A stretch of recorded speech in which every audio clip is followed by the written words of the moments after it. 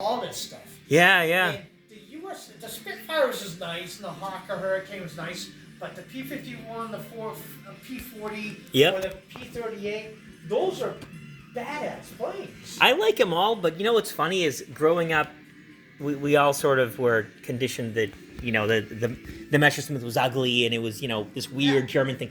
I love them now. I had a couple of Mercedes and I fell in love with the Messerschmitt because I sort of started to get it. Like, oh, okay, it wasn't about looks. They didn't care. It was form follows function, right? Yeah. And you start to kind of appreciate all the bumps and the weird little styling decisions that they made. I mean, the only thing that really was genuinely stupid was Hitler's insistence that they use the landing gear. That was, what was it? They had to be able to put it on a train car, Yeah. if I remember correctly, which Well, that does seem amazingly liquid stupid. cooled. Yes, You know, yeah. see, Where everybody else was going the other direction, yeah. See, the Focke-Wulf was one of their most reliable planes. 'Cause Yep. They get shot up, but it was air cooled. Yep. Whereas So the speaking Messerschmitt of was the what? Focke-Wulf, the 189 you have here, what is it? I believe it was called the Uhu, right? Like Yeah. owl? Have you yeah. heard the story about the one they tried to recover out of Russia? I think they finally got it. Did But so there's one that was upside down. It was inverted. It fell into the onto like an ice sheet Because or I a think lake there's or only whatever. two Yes, of there's those on only two. display. Right. Yeah.